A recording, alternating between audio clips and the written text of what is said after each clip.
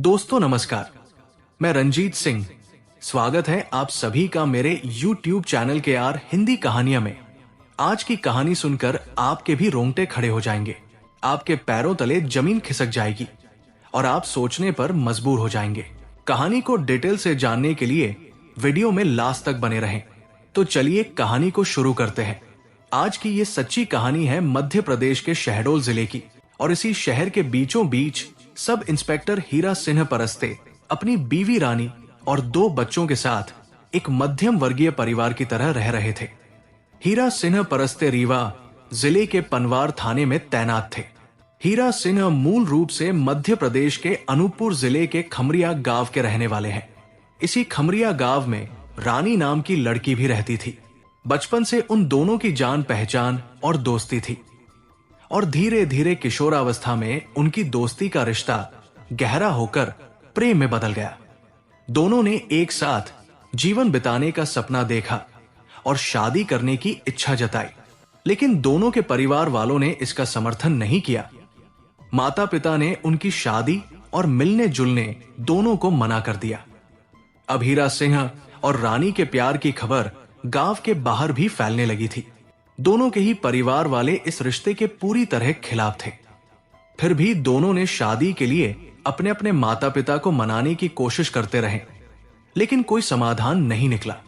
उनके परिवारों के विरोध की वजह उनकी सामाजिक हैसियत, कुल गोत्र और जाति से जुड़ी समस्याएं थी। समय अपनी रफ्तार से बीत रहा था। इसी बीच हीरा सिंह को MP पुलिस में कांस्टेबल की नौकरी मिल गई। यह सफलता उनके लिए एक नई उम्मीद लेकर आई। साल 2006 की बात है। हीरा सिंह और रानी ने अपने परिवारों की नाराजगी के बावजूद भागकर शादी कर ली। हीरा के परिवार वाले शुरू से ही इस शादी के खिलाफ थे, फिर भी कोई विरोध नहीं किया। वहीं रानी के घर वाले हीरा की पुलिस में नौकरी मिल जाने की वजह से विरोध नहीं कर सके। आखिरकार दोनों परिवार राजी हो गए और रिश्ते को स्वीकार कर लिए। फिर हीरा सिंह अपनी पत्नी रानी के साथ आकर शहडोल में एक किराए का मकान लेकर रहने लगे। प्यार और मेहनत से हीरा सिंह और रानी की जिंदगी आगे बढ़ती रही। शहडोल में रहने के दौरान रानी 2 बच्चों की मां बन गई। हीरा सिंह भी अपनी नौकरी में तरक्की करते गए कांस्टेबल से सब इंस्पेक्टर तक पहुंच गए और अपने विभाग में अच्छे शूटर और सम्मानित अधिकारी के रूप में उनकी एक अलग पहचान बन गई। उन्हें एक बेटी और एक बेटे का सुख मिला। हीरा सिंह परस्ते ने सब इंस्पेक्टर का पद हासिल कर अपनी जिम्मेदारियां बढ़ा ली थी। उनका ट्रांसफर शहडोल से दूसरे जिले में हो गया, जिससे उनका ध्यान नौकरी पर और अधिक केंद्रित हो गया। हीरा सिंह जानते थे कि मेहनत और ईमानदारी से काम करने पर प्रमोशन मिलेगा, जिससे वे विभाग में और बड़े अधिकारी का पद हासिल कर सकेंगे। इससे उनका नाम और पहचान बढ़ेगी, साथ ही वेतन भी बढ़ेगा, जिससे वे अपने परिवार को बेहतर जीवन दे सकेंगे। जैसा कहा जाता है कि बच्चे होने के बाद परिवार पूरा माना जाता है और परिवार के मुखिया को अपने सदस्यों के भविष्य की चिंता होने लगती है। इसी कारण वो खुद के लिए कम समय निकाल पाता है।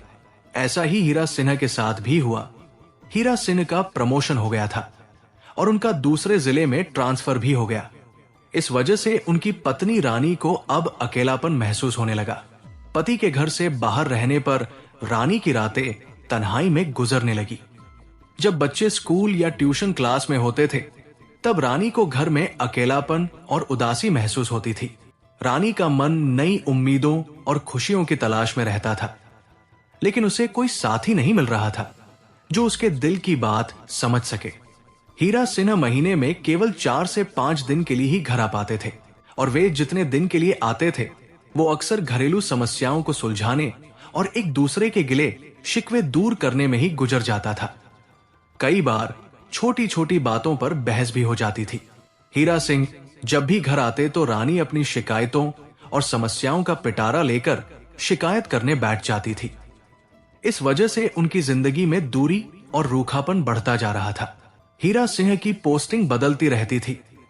पिछले साल उनकी तैनाती रीवा जिले में हुई और उन्हें पनवार थाने का प्रभारी बनाया गया। कुछ दिनों बाद मध्य प्रदेश के मुख्यमंत्री के रीवा आने की वजह से उनकी ड्यूटी की जिम्मेदारी बढ़ गई। एक दिन थाने पर दिन भर की व्यस्तता के बाद जब वे थोड़ा आराम कर रहे थे तो उनके मोबाइल पर एक अनजान नंबर से वीडियो आया। कांस्टेबल ने उन्हें चाय दी और वीडियो चलाते ही हीरा सिन्हा की आंखें फटी की फटी रह गई। हीरा सिन्हा के हाथ में चाय की प्याली होठों तक नहीं पहुंच पाई और वो उसे टेबल पर रख दिए। वीडियो सिर्फ कुछ मिनटों का ही था, लेकिन उसने उनके चेहरे का रंग ही बदल दिया। वीडियो में उनकी पत्नी रानी का चेहरा था, साथ ही कुछ अन्य लोग भी दिख रहे थे। वीडियो में रानी किसी युवक के साथ मस्ती भरा समय बिताती नजर आ रही थी, जिसे देखकर हीरा सिन्हा के दिल में अंदर तक बेचैनी और जलन होने लगी। उन्होंने वीडियो कई बार देखा, फिर चाय पीकर सीधे अपने सरकारी क्वार्टर चले गए। हीरा सिंह ने अपनी पत्नी की वीडियो देखकर बहुत चिंता और तनाव महसूस किया। उन्हें यह सोचकर भी विश्वास नहीं हुआ कि उनकी पत्नी, जो उनके नाम का सिंदूर लगाती थी, अब वो किसी और के साथ समय बिता रही है। अगले दिन सुबह ही वे शहडोल के लिए निकल पड़े, जहां उनकी पत्नी और बच्चे रहते थे। इस बीच में वे भूल गए कि उनकी मुख्यमंत्री के आगमन की तैयारी के लिए ड्यूटी लगी हुई है। 30 अक्टूबर 2022 को करीब 3 बजे हीरा सिंह रीवा से शहडोल पहुंच गए। घर के बाहर ही मकान मालिक ज्ञान सिंह से उनकी अचानक मुलाकात हो गई। इस तरह हीरा सिन्हा को देख ज्ञान सिन्हा चौंक गए, क्योंकि अभी 2 दिन पहले हीरा सिन्हा यहां से रीवा गए थे और उसी दिन सुबह फोन कर अपने परिवार का हालचाल भी पूछा था। हीरा सिन्हा मकान में दाखिल हुए टीवी देख रही उनकी 10 साल की बेटी ने उन्हें देखकर तुरंत लिपट गई। उन्होंने प्यार से बेटी के सिर पर हाथ रखा। उनका बेटा ट्यूशन गया हुआ था। इस बीच रानी को हीरा के आने की खबर तक नहीं लगी, क्योंकि वो बाथरूम में थी। कुछ ही सेकंड बाद जब रानी बाथरूम से निकली तो बेटी ने बताया कि पापा आ गए हैं। रानी कमरे में चली गई जहां हीरा पहले से मौजूद थे। थोड़ी देर बाद हीरा कमरे से बाहर निकले और बेटी से कहा कि बेटी, टीवी की आवाज फुल वॉल्यूम तेज कर दो। पिता की बात सुनकर बेटी ने टीवी की आवाज बढ़ा दी। हीरा फिर कमरे में चले गए। रानी भी वही थी। कुछ ही देर बाद अचानक गोली चलने की आवाज घर में गूंजने लगी। टीवी देख रही बेटी ने भी कमरे से एक गोली चलने की आवाज सुनी। वो उसी तरफ जाने के लिए उठी, तभी एक और गोली की चलने की आवाज आई। कुछ ही समय में पड़ोसी घर के दरवाजे को जोर जोर से पीटने लगे। हीरा की बेटी घबरा गई। वो समझ नहीं पा रही थी कि घर में अचानक ये क्या हो रहा है। उसे पता नहीं था कि वो किधर जाए, दरवाजा खोले या मम्मी पापा के कमरे में जाए। पड़ोसी दरवाजा जोर से पीटते रहे। अंत में बेटी ने हिम्मत करके घर का दरवाजा खोल दिया। पड़ोसियों ने उससे पूछा, तुम्हारे मम्मी पापा कहाँ हैं? बेटी ने कमरे की ओर इशारा किया। पड़ोसी कमरे के दरवाजे पर जाकर आवाज लगाने लगे, लेकिन दरवाजा अंदर से बंद था। कुछ और लोग भी इकट्ठा हो गए और सभी को अंदर से कोई जवाब नहीं मिला। सबको किसी गंभीर घटना का डर सताने लगा। बेटी बार बार पापा मम्मी कहकर दरवाजा खटखटा रही थी। इस बीच कमरे से कुछ अजीब आवाज सुनाई दी, जिससे स्थिति और भी चिंताजनक हो गई। पड़ोसियों ने वापस जाकर खिड़की से अंदर झांकने की कोशिश की। कमरे के भीतर का नजारा देखकर सभी सन्न रह गए। जमीन पर रानी और बेड पर हीरा सिन्हा की रक्त रंजित लाश पड़ी थी। जैसे ही इस दुखद घटना की जानकारी मिली, शहडोल सिटी कोतवाली के प्रभारी रत्नांबर शुक्ला अपनी टीम के साथ वहां पहुंचे और फिर मामला गंभीर देखकर एसपी मुकेश वैश्य और डीएसपी सोनाली गुप्ता भी मौके पर आ गए।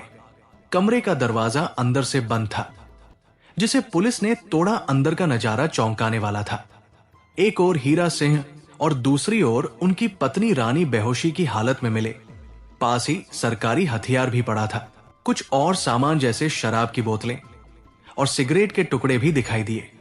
पुलिस को शुरुआती जांच में यही समझ आया कि यह मामला घरेलू तनाव का हो सकता है, जिसमें पहले पत्नी की जान ली गई और फिर खुद की। कमरे से एक डायरी भी मिली, जिसमें कुछ पन्ने अध खुले थे। एक पेज पर हीरा सिंह की लिखी कुछ बातें मिली, जिससे मामला और भी गंभीर लगने लगा। डायरी में लिखा था कि हीरा सिंह अपनी पत्नी से बेहद प्यार करते थे, लेकिन कुछ लोगों के कारण उनके रिश्ते में कड़वाहट आ गई थी। हीरा सिंह ने 2 अन्य लोगों के बारे में भी जिक्र किया था, जिनका उनकी पत्नी से नाजायज रिश्ता बताया गया था और उन पर ब्लैकमेलिंग का भी आरोप लगाया गया था। लिखावट में दर्द साफ झलक रहा था। ऐसा लग रहा था जैसे किसी ने अपना सब्र पूरी तरह खो दिया हो। पुलिस को हीरा सिंह परस्ते की डायरी से एक अहम सुराग मिला। उसमें लिखा था कि उनकी पत्नी रानी के कुछ लोगों से नाजायज संबंध थे और वे लोग उसे ब्लैकमेल भी कर रहे थे। हीरा ने अपनी भावनाएं उस नोट में बहुत साफ शब्दों में लिखी थी, जिससे यह जाहिर होता है कि वो मानसिक रूप से बहुत परेशान थे। इसी नोट के आधार पर शहडोल के एसपी अवधेश गोस्वामी के निर्देश पर एक जांच टीम बनाई गई। एसपी मुकेश वैश्य की निगरानी में ये टीम बनाई गई थी, जिसमें सिटी कोतवाली प्रभारी रत्नांबर शुक्ला, एसआई सुभाष दुबे, वैष्णवी पांडे, एसआई राकेश बागरी, विपिन बागरी, हेड कांस्टेबल निखिल श्रीवास्तव और कांस्टेबल मायाराम शामिल थे। जांच टीम ने सबसे पहले जिन 2 लोगों के नाम हीरा सिंह ने लिखे थे, उन्हें हिरासत में लिया गया। पहला संजय सिंह, जिसकी उम्र 25 साल बताई जा रही है, और दूसरा संजू यादव, जिनकी उम्र 33 साल थी। पुलिस द्वारा की गई पूछताछ में एक चौंकाने वाली कहानी सामने आई। दरअसल जब हीरा सिंह ड्यूटी के चलते लंबे समय तक घर से दूर रहते थे, तो उनकी पत्नी रानी का अकेलापन धीरे धीरे बढ़ता गया। इसी दौरान उसकी जान पहचान गांव के ही युवक संजय सिंह से हुई, जो बाद में लगातार गहरी होती चली गई। हीरा सिंह परस्ते के माता पिता के गुजर जाने के बाद ससुराल की जिम्मेदारियां रानी के कंधों पर आ गई थी। वो अक्सर अकेले ही ससुराल आने जाने लगी थी। इसी दौरान गांव में उसकी मुलाकात संजय सिंह से हुई, जो उम्र में रानी से करीब 8 साल छोटा था, लेकिन था बेहद बातूनी और समझदार किस्म का इंसान। संजय ने अपनी मीठी और लच्छेदार बातों से रानी को काफी प्रभावित किया। उन दोनों की मुलाकातें बढ़ने लगी। बात यहां तक बढ़ी कि रानी ने उसे अपना मोबाइल नंबर भी दे दिया। जब भी कोई काम होता या अकेलापन महसूस होता तो रानी उसे फोन कर बुला लेती और संजय भी बिना देर किए आ जाता। यह सिलसिला यही नहीं रुका। शहडोल में रहने के दौरान भी संजय अक्सर रानी से मिलने पहुंच जाया करता था। धीरे धीरे उनके बीच नजदीकियां इतनी बढ़ गई कि वो एक दूसरे की जिंदगी में गहराई से शामिल हो गए। बाहर से तो ये रिश्ता दोस्ती जैसा दिखता था, मगर अंदर ही अंदर कहानी कुछ और ही चल रही थी। धीरे धीरे संजय और रानी की मुलाकातें इतनी बढ़ गई कि कई बार तो संजय रानी के घर पर ही रुक जाया करता था। रानी का किराए का घर शहडोल में था और वहां के मकान मालिक को भी संजय के आने जाने की जानकारी थी। हालांकि शुरुआत में मकान मालिक को यह सब कुछ सामान्य लगा। उन्होंने कभी संजय को शक की निगाह से नहीं देखा, लेकिन मोहल्ले में लोगों की नजरें कुछ और ही कह रही थी। आस पड़ोस में संजय के बार बार आने और लंबे समय तक रुकने को लेकर धीरे धीरे काना फूंसी शुरू हो गई थी। लोग बातें बनाने लगे थे, मगर खुलकर कोई कुछ नहीं कह पा रहा था। करीब 4 साल तक रानी और संजय की बेहद नजदीकी दोस्ती चलती रही थी। रानी ये भूल चुकी थी कि वो एक पुलिस अफसर की पत्नी है और उसकी मांग में सिंदूर भी उसी के नाम का है। संजय के बाद रानी की जिंदगी में एक और शख्स ने एंट्री ली, जिसका नाम था संजू यादव। अब कहानी में यहीं से एक नया मोड़ आने लगा। संजू न सिर्फ बातों में माहिर था, बल्कि बेहद चालाक भी था। उसे रानी और संजय के रिश्ते की पूरी जानकारी थी। उसने एक दिन मौका पाकर उन दोनों की निजी मुलाकातों की वीडियो रिकॉर्डिंग कर ली। संजू अब उसे उसकी निजी रिकॉर्डिंग दिखाकर पैसे मांगने लगा। रानी घबरा गई। वो न सिर्फ अपने पति हीरा सिंह से डर रही थी, बल्कि समाज और परिवार के सामने अपनी इज्जत बचाने की चिंता भी उसे खाई जा रही थी। संजू का दबाव बढ़ता गया। वो बार बार पैसों की मांग करता रहा और जब रानी ने एक दिन पैसे देने से मना कर दिया तो उसने वो वीडियो सीधे हीरा सिन्हा को भेज दिया। हीरा सिंह, जो एक थाना प्रभारी थे, उस वक्त मुख्यमंत्री के दौरे की ड्यूटी पर थे, लेकिन उस वीडियो को देखने के बाद वो इतने आहत हो गए कि सब कुछ छोड़कर सीधे घर लौट आए। अगले दिन एक दर्दनाक घटना घटी।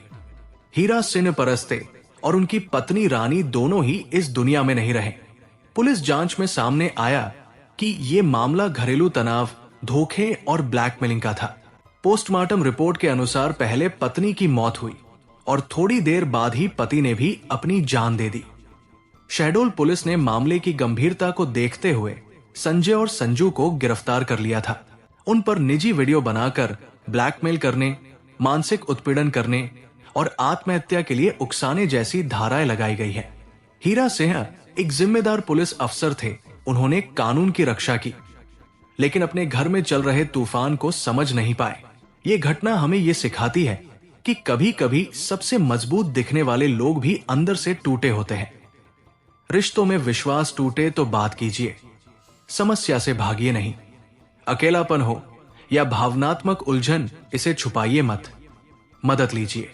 ब्लैकमेलिंग या शोषण का शिकार हो तो कानून का सहारा ले।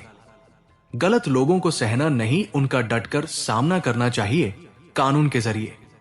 याद रखिए, एक पुलिस वाले की मौत सिर्फ एक इंसान की नहीं होती, वो समाज की चेतावनी होती है। रिश्तों को संभालिए और जिंदगी को बेवजह खत्म मत होने दीजिए। हर मुश्किल का हल है, बस एक सही कदम की जरूरत है। दोस्तों, इस कहानी को सुनाने का उद्देश्य किसी का दिल दुखाना नहीं है, किसी को परेशान करना नहीं है, बल्कि आपको जागरूक करना है और आपको सचेत करना है, ताकि आप लोग सतर्क रहें और सावधान रहें। तो दोस्तों, कैसी लगी ये स्टोरी कमेंट जरूर करें, वीडियो को लाइक करें और अपने दोस्तों को शेयर भी करें। और आपसे गुजारिश है कि मेरे चैनल को सब्सक्राइब जरूर करें और कमेंट बॉक्स में अपना नाम और कहां से देख रहे हैं, अपने शहर का नाम जरूर लिखें। फिर मिलेंगे ऐसी ही किसी सच्ची स्टोरी के साथ। तब तक के लिए धन्यवाद।